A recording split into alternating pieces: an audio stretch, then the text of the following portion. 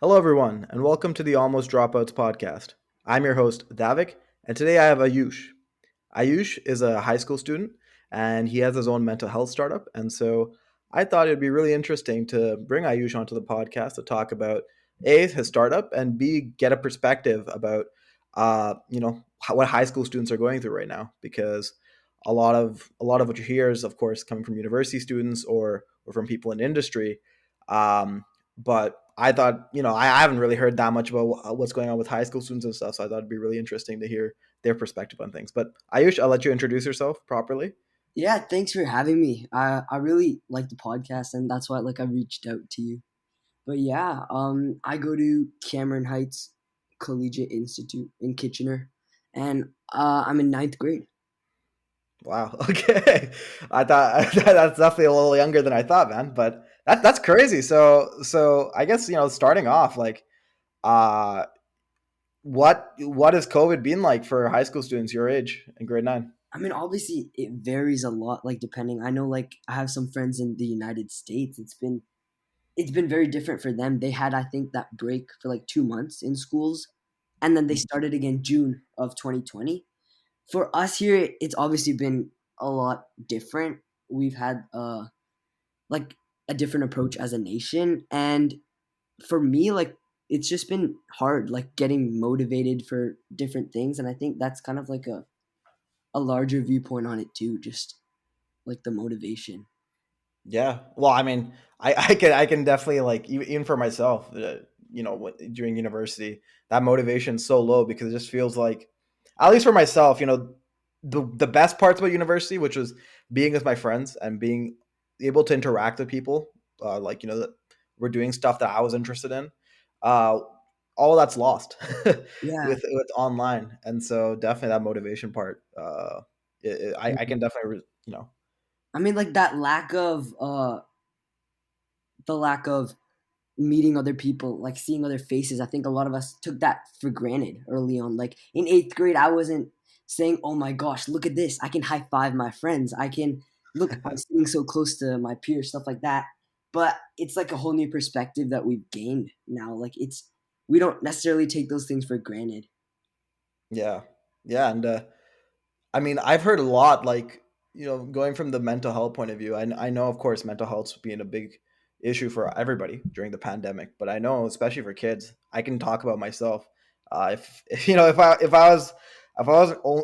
I wasn't able to meet my friends in person, and I was only with them virtually, I know that'd be pretty hard for me to go through.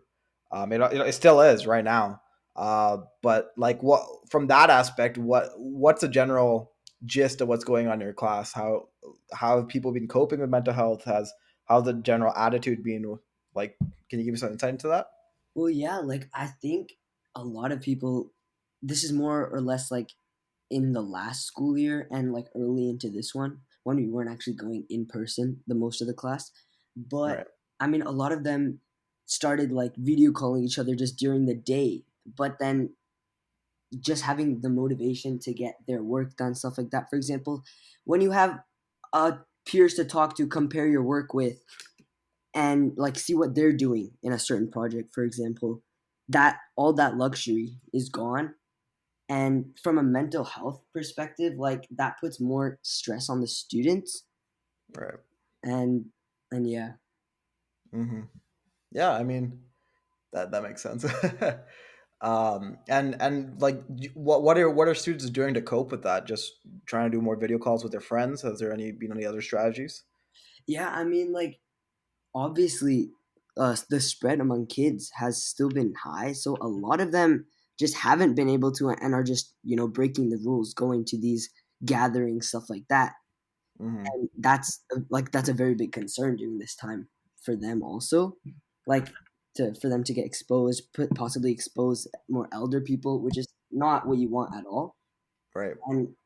And that's kind of the big problem, and that's what I think the government took into consideration when they realized that the first thing they should probably open are the schools.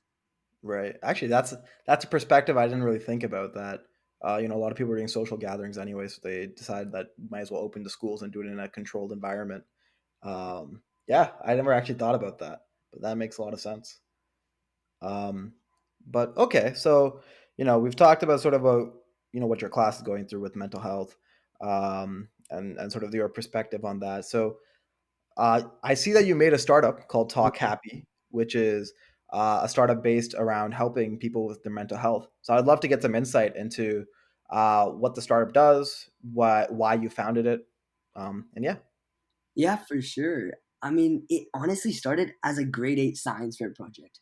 In okay, grade 7, I made it to nationals, which was right, this like 1 week trip where, I mean, it's a free flight to New Brunswick.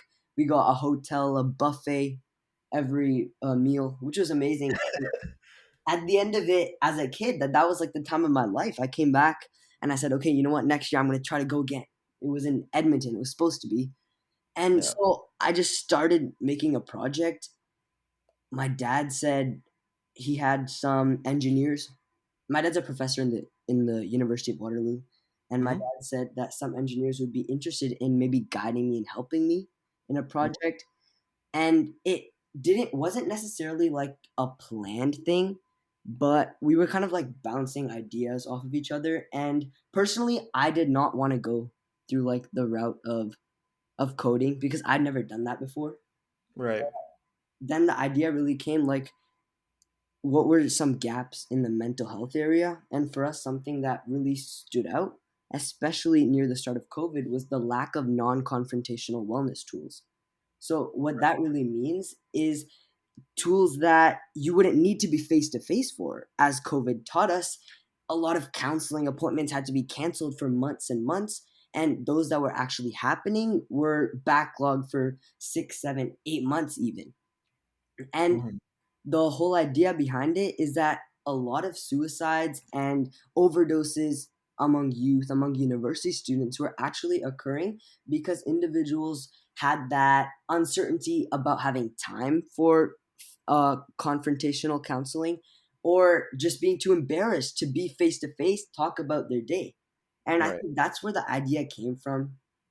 I wanted to give people a way to express themselves, but in a non-confrontational way. And the current apps at the time when I decided to make it were simply you they asked you about your day and then you replied with like an emoji. So it was very basic. right. I guess yeah, that's where it sprouted.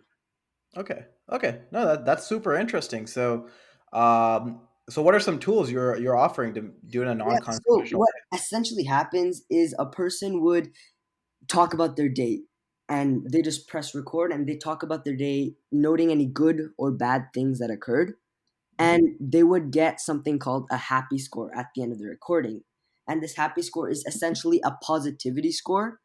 And this score is what they would then try to improve. They would strive to improve by being more optimistic about their day tomorrow. So Mhm. that's the major novel aspect of it. It's the first step to apply verbal positivity, like the ideology that pushes one to become more verbally positive. No other Right. apps have incorporated that. And also, it brings in gamification into the mental health area, which has not been done. And Right.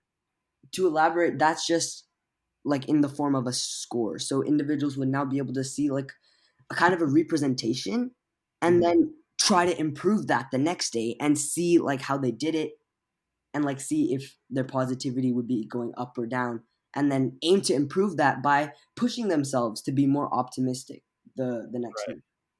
Yeah, no, I mean that makes I think, definitely your mindset matters so much, right? The mindset you take into a day that can completely dictate, like, of course a lot of factors, but that can be a big dictating factor in how your day goes. So, in this case, having a record of just how you've approached your days and making a constant effort to try improving that, I think is really unique way of handling the situation, and I think definitely has its merits.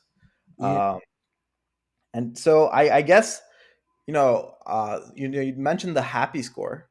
yeah. So are you using like NLP in order to figure out how what their day was like, and then an algorithm in the back end, or how's that working? Yeah, so how we've made the happy score is I've actually used IBM sentiment analysis and IBM tone analysis. Right. So it goes through Google speech to text. Their speech, what they talk about, is converted into text, and Right. then the IBM and tone analysis, or IBM sentiment and tone analysis, are run on this text, and then we have a formula to give the score. And the formula was made by testing it on depression forums. Hmm. Okay. Oh, that's really interesting. Yeah. So you're using IBM sentiment analysis to figure out, first you're doing speech to text, and you're doing NLP with IBM sentiment analysis, and then you're passing it through a model, I guess, that you've Yeah. made from depression forums. So that's a really good way of testing it. And that's a really unique way. So I guess when you had this idea, you wanted to, you talked with engineers, like you mentioned, Yeah. and that's one of the pain areas that that you guys identified, which is especially relevant right now with COVID. How did you go about bringing that idea into reality? What was your first steps?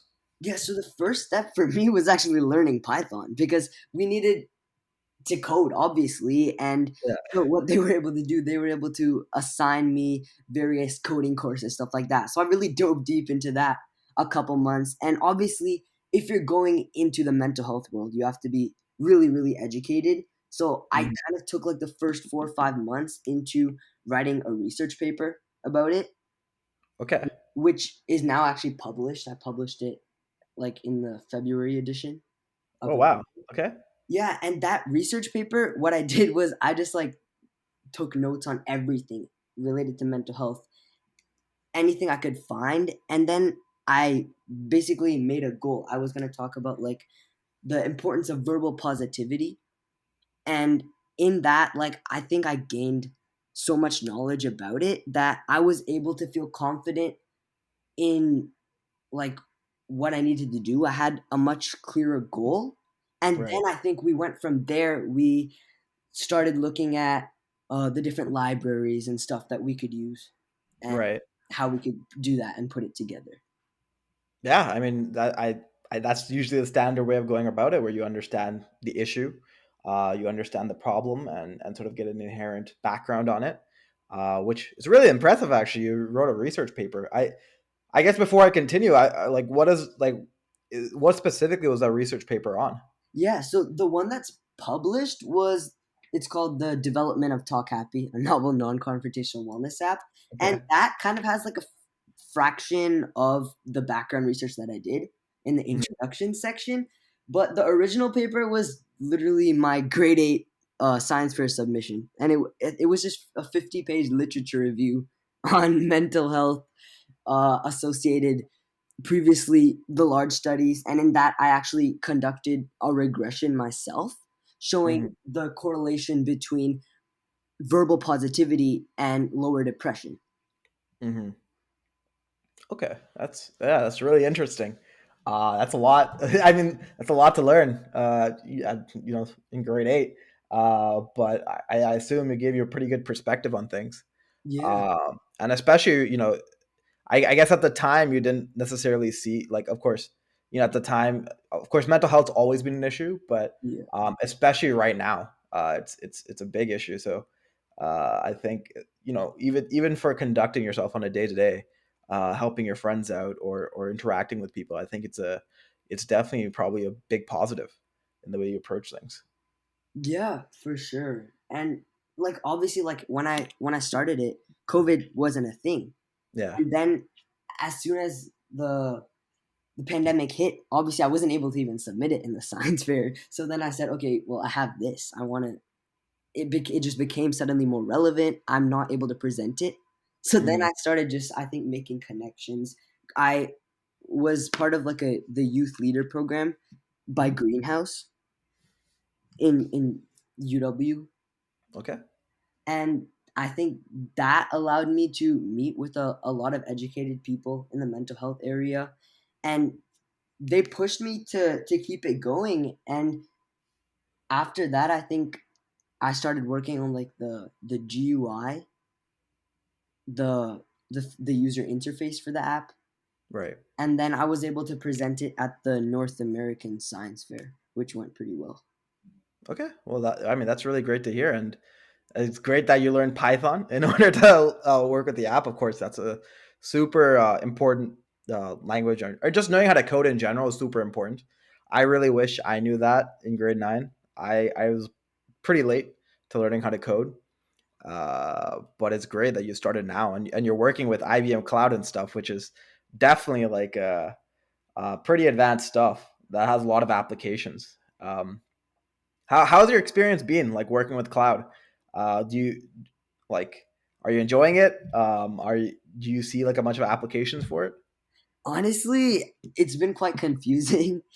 Yeah, Like you mentioned, like the coding part, like that grade nine is pretty early. There was like people in my class in grade like 5 and 6, and they were always like talking about like these big coding terminology that I didn't really understand at the time, and I was always like, okay, well, I'll do it, and I kind of like pushed it until right. I finally needed to, and yeah, that's just it's it's funny that you mentioned that because I feel like in this generation it's even earlier, and now I was feeling very late when I learned it. Right. Yeah, that's that's so crazy because like even like I'm not that far removed. I think I'm like Yeah, no, actually 7 years. That's that's quite the difference. But I know for me, like in high school, I barely even knew what coding meant, even though I was so into computers and stuff and tech. I didn't really know anything about coding. So it's really great to hear that kids are starting so early on in grade five and stuff because it's definitely one of those skills. I think no matter what field you're in, it can go a really long way. Um, and so, yeah, that's super interesting. yeah. For coding, like earlier, like I never really I tried it. Like I tried a lot of those courses because I wanted to be like those kids who used all the fancy words, stuff like that, knew what they were doing, entered like Yeah, hackathons, stuff like that. But I tried it and it just seemed so boring to me at the start. And when I started this project, I realized all the implementations of one language. I only know Python, but just right. that one language, all the stuff I could do with it, learning about like libraries, stuff like that, and Yeah. it kind of motivated me in a way uh to explore deeper, and I definitely want to even Mhm. more. Yeah, man. I would say like don't get discouraged. I know uh even now, like a lot of people who want to start coding get so discouraged because it feels like everybody around them uh knows so much about code and stuff already. It sort of feels like you're climbing a mountain. Um, and so to that, I would say like just it's very easy to be discouraged, but don't be. And especially in grade nine, uh, trust me, like you'll be fine. It's fine if you take baby steps, and you'll eventually like everybody will get. A lot of people get to that level that you're saying those grade five people are pretty Yeah, quickly. Um, yeah, it's just something you gotta learn over time, but I'd say stick to it. yeah. No, Uh, like yes, sir. another big thing is just yeah, what you mentioned, just like seeing those people around you, even it this can like in everything. Like in whether you're talking about sports, whether you're talking about math.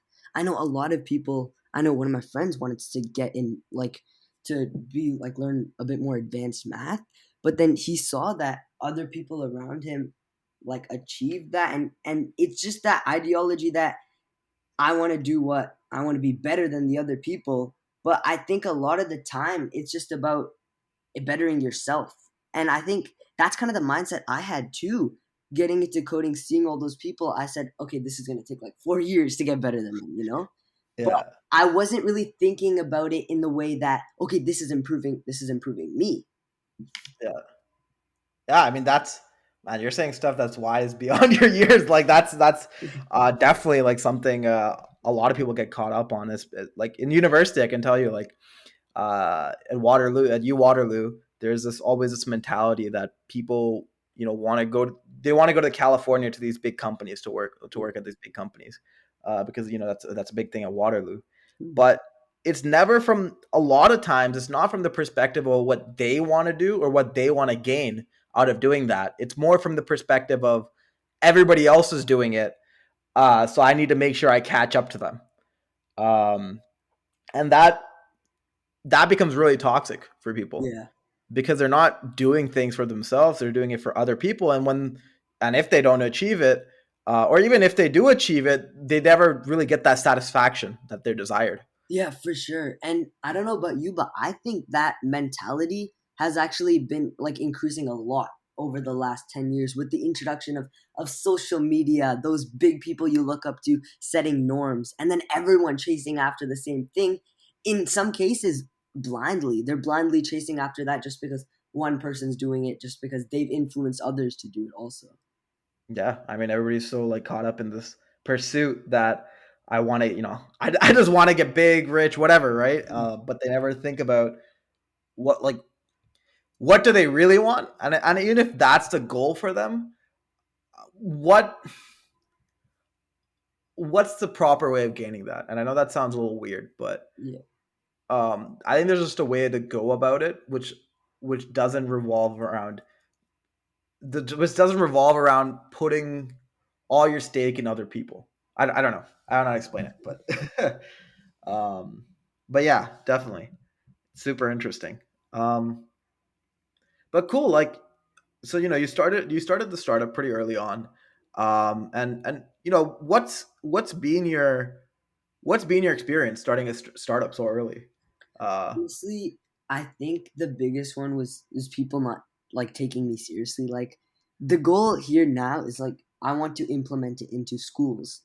It would be a tool for teachers to get like students feedback on various things that they implement in schools, but also for them to focus on their mental health. right, And I think approaching a lot of people, they kind of took it as okay, this guy's 14, this guy's 15, he's not gonna do much, or he's not gonna get me that interested. And a lot right, of that, I mean, 100% makes sense because obviously I'm not as educated as someone who's 19, 20, been studying this for like 2 years. They've probably been studying it for 7, 8 years. So right. that kind of like humbled me a lot. And I think that pushed me to uh like just dive deeper and like write that original paper. And I Right. think showing people that really helped them take me more seriously because they've seen like okay, he definitely like put in the work and Mhm. stuff like that.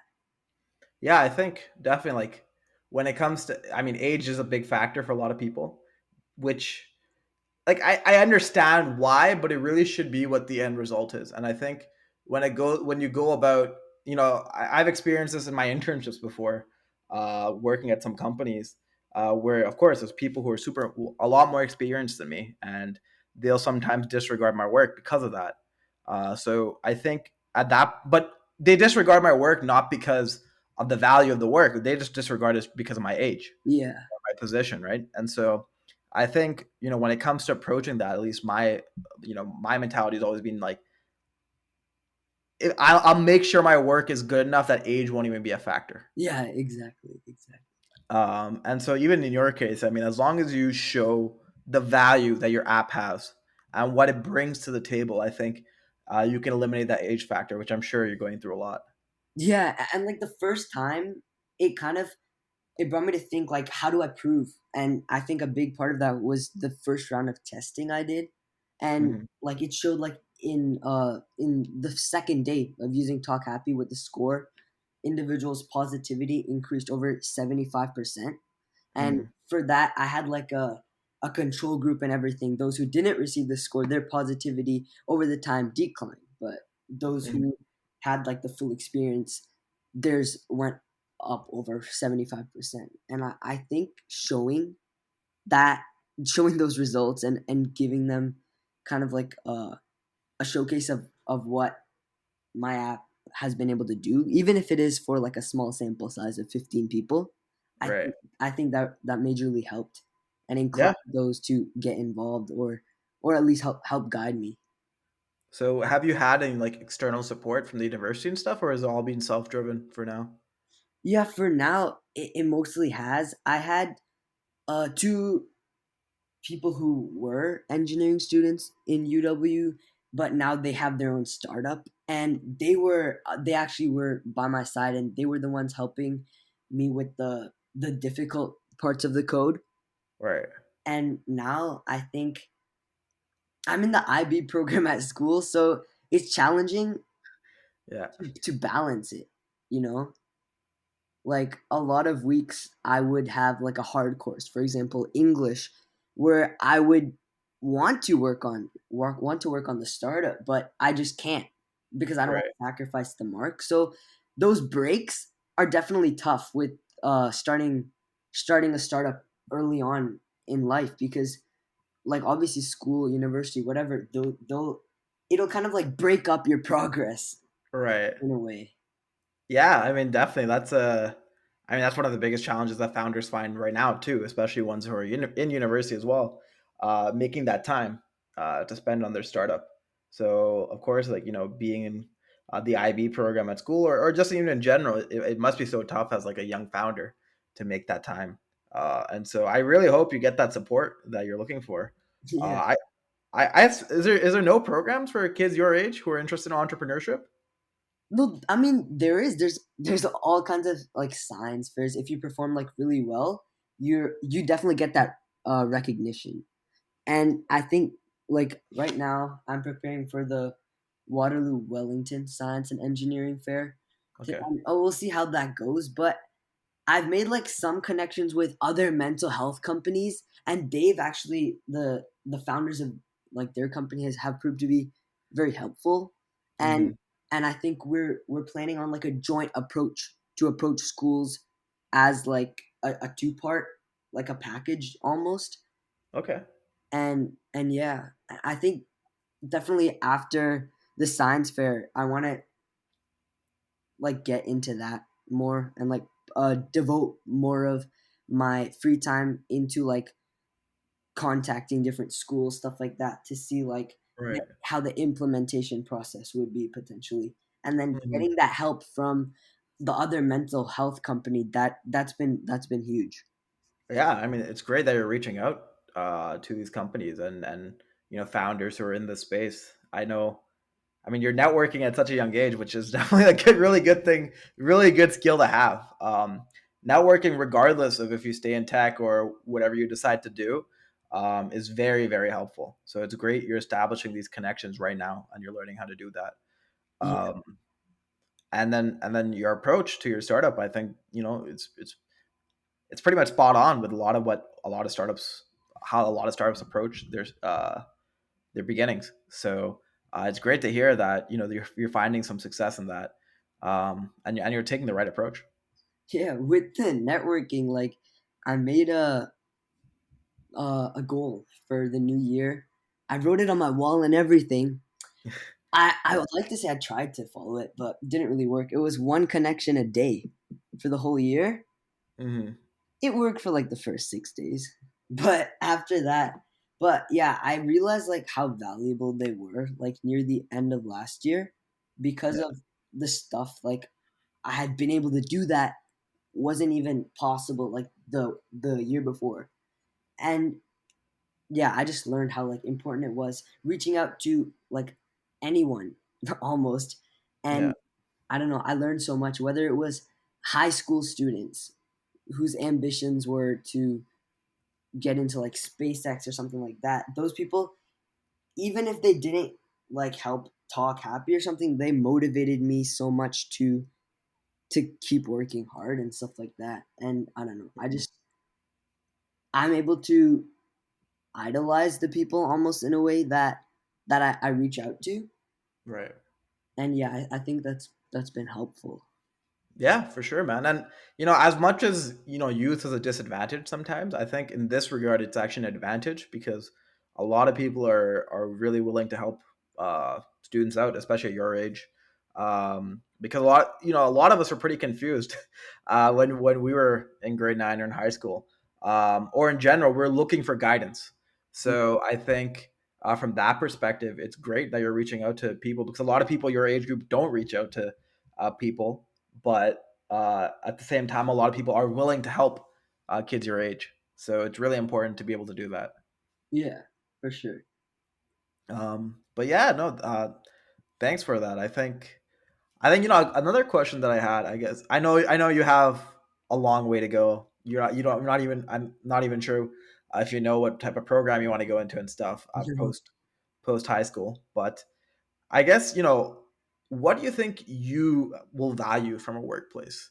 And what I mean by that is, you know, a lot of millennials, they lived through the 2008 Great Recession, Yeah. and so they ended up valuing in a workplace, financial stability, Mhm. and a lot of them value work life balance and stuff. So from your perspective right now, and I know it's super early, so if you don't have a clear thought or answer for this, no sweat. But what do you think you would look for from a workplace? Um, no, that's a really good point. Like, it really gets me thinking. Like when you said about the Great Recession and about how that's impacted their mindset almost, and Yeah. what they long for in the workplace. And I think the COVID-19 outbreak will have a very similar impact for my generation. Yeah. And honestly, I think mainly it'll be like a work life balance and personal well being Hmm. because I don't know, like if you've seen it, but before all the New Year's previous to this one, everyone was talking about, okay, you're gonna get the dream body, you're gonna grind and get rich, stuff like that. That was the mentality. This year, it was drastically different. It was we're gonna remember all the good moments. We're gonna spend time with family. We're gonna forgive and forget. Right. And I think that mindset will like will stay with us. I definitely think it'll have a greater impact on us than other generations because a lot of us these are the years that we were expecting to like start the grind or whatever it was advertised on Yeah. like the previous New Year's. uh, but I know a lot of people now they're taking out extra time to be with the family. I've started like spending way more time with my little sister, even though she is very annoying. But the whole point is that yeah, I think the work life balance and the personal well being is gonna be what people from the generation really look for in the workplace. Yeah, no, that's a really interesting point that you brought up. Definitely, it feels like before COVID, a lot of the generation was focused on sort of just leveling up in terms of leveling up from a monetary point of view, from a position point of view. But now a lot of people are thinking like this last year has really put into perspective how important family is, how important your friends are, how much emphasis it's put a lot more emphasis on relationships. And so, yeah, from that perspective, I think a lot of people you're like even my generation, like I guess we're in the same generation, we're both Gen Z's, Yeah. but I think a lot of us are going to really value that time we have with our families, and I think beyond even the pandemic, that's definitely going to be consideration into work. So that's a really interesting point you brought up, and I think, yeah, really interesting. Yeah. Yeah. I guess to add on a bit, like what you said, the it's gonna be into consideration. A lot of people predict that it'll be into consideration for the next 4 or 5 years, but I definitely think, like as you mentioned, with the Great Recession, that's still the mindset we see from a lot of millennials today. And Right. I think it's fair to say that we'll definitely see this same one well into the future for our generation. And do you think like if you had to choose right now, do you think you'd want a position, and I know it's early once again, but do you think you'd want a position in person or remote? Which one do you think you would prefer? That's a good question. I don't know because it that's very conflicting because the one thing we've realized is how valuable that in-person time is in the Right. pandemic, but then another thing is how valuable spending time with your family is. When you're remote you'll get to spend time with your family, but when you're in person, I mean, like you get to have that communication. So Hmm. that's like the two viewpoints like about COVID. So I wouldn't know necessarily. I think I would choose in person just because I know how much of a mental toll it's taken on me personally. Yeah. The like having to do school online for 12 months. So that's really interesting because a lot of companies right now are shifting to a remote only model. Um, but like you mentioned, like a lot of people wanted to shift to a remote system, but I'm not sure how much. our generation as Gen Zs will appreciate that. I think we might want more in person work, which is really funny because even before the pandemic, a lot of companies were working towards a remote model. And now companies are offering that. And I'm sure they've done their research. Of course, like Yeah. Facebook and Spotify must have done their research and everything. Yeah, and if I'm not wrong, it does benefit the company more, much more, doesn't it? Like all the money that they would put into the buildings and the offices, stuff like that, that's all gonna be invested back into the company now. Yeah, I mean, for sure. These companies are saving a lot of money like that. But there's always a question with it, though, is that, there's only so much you can collaborate with people remotely. And of course, there's tools and stuff people are building. There's a lot of new startups coming up with tools for remote collaboration. But in terms of like a spark, I I'm obviously just sort of spitting my opinion on this, but I would say a lot of people would say that spark or a spark of inspiration is a lot more is there a lot more when you're in person collaborating with people in a group. Um, so I wonder like what the cost like if you do a cost basis of that, what how much you're giving up, like how much creativity and stuff you're giving up from going in a fully remote model. But Yeah, no, that's it. That's a really good point. And like, there's also stuff to do with the your mental state when you're at home. It's often coinciding with thoughts of playing with your family, relaxing, and when you're in the workplace, then mentally you're getting in that mode of working. yeah. And I don't know if it does affect people like this, but when I look at it, it's like, would they be more productive at home, or would they be more productive in a place where they're predominantly working? And in the offices, like, that's also related to stress in our minds, in the conventional human mind.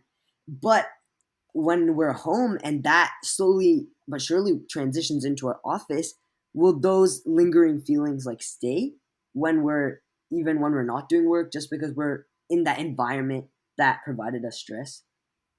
Yeah, no, for sure. I know, like, it's been more of an adjustment because, like, I was working in person before I had to go remote, so I never fully got adjusted with remote, and that's been a big issue with people. It's like before it used to be that you go into work, you get in that mindset. I'm going to work from where 9 to 5 or whatever your job's looking, whatever your hours looking like, and then when you come home your mind is shut off from work for the most part.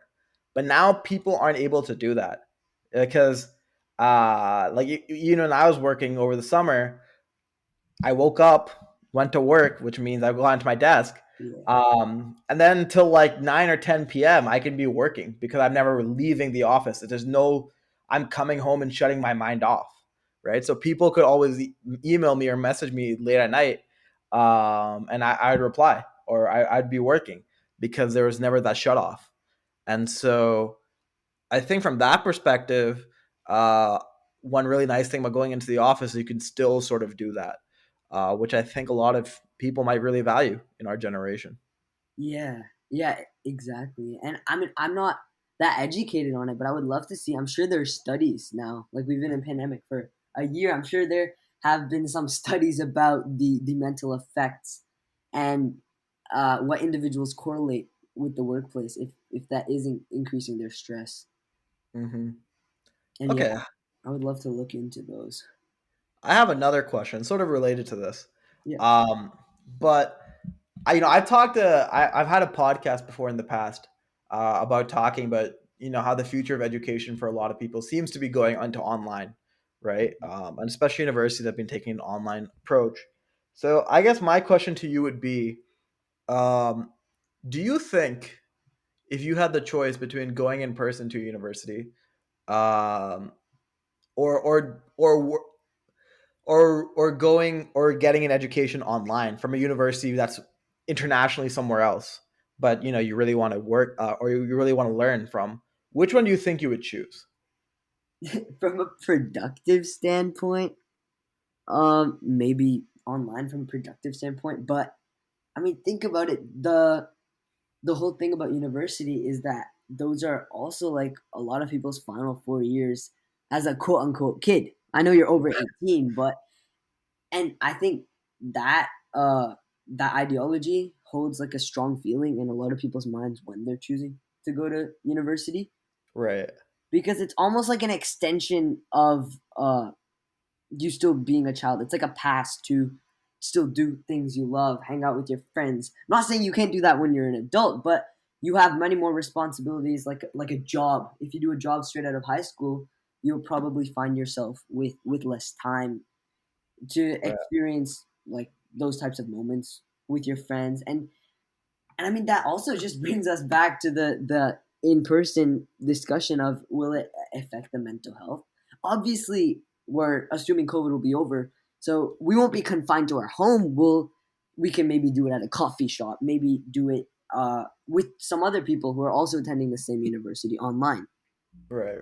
All those factors, I think would change it. But if it saves money for like traveling, staying there, I definitely think I would probably pick online. Okay. Interesting. So I'll give you my 2 cents on it. Um, if I went back into high school right now Yeah. and I had that same option, I would 10 out of 10 times still pick to go in person. Okay. For me personally, I'm just telling you because I think for me, the education that I got at the university wasn't even the most important part of the university experience. In fact, I would say it was 20% for me. It was the university experience. I think 80% of it was really the experience I got living on my own or Yeah. living on my own and making those connections at the university. I think that is what I take away from my university degree more than the education itself. Um, and so it's really interesting to hear you say that because like and it's totally fair, but it just makes me think about how many of the next generation will like miss out on that experience Yeah. because financially and from a logical point of view, it does make a lot more sense just to pay a lot less and be at home and get an education from an international institution somewhere. But um, I really wonder. I really wonder what that future will look like. Yeah. Um, It's really up in the air, isn't it? Like it also could be a full split. Like we could be seeing like half people going to school because they really value that, what you were talking about. But then we could see uh a lot of the demographic choosing to stay home. but see, this is the interesting part about it. It's like they choose to go into person because they really value that. But how can you value something that you haven't experienced yet, right? Yeah, that's Um, and so that's a really interesting part about it uh, that I didn't really think about, but super interesting. Yeah, thanks for answering that question, man. I think I got to give that more thought too, because that's yeah, wow. Um, but cool, yeah. I think that's most of the topics that I had today. But thank you so much for coming on to the podcast. Definitely really interesting to hear your perspective. It's a very different perspective. Made me think about a lot of different things. Um, and yeah, thank you so much for coming on. Best of luck with your startup. same. Uh, and thank you everyone for listening. Stay tuned for the next podcast and take care. Be safe.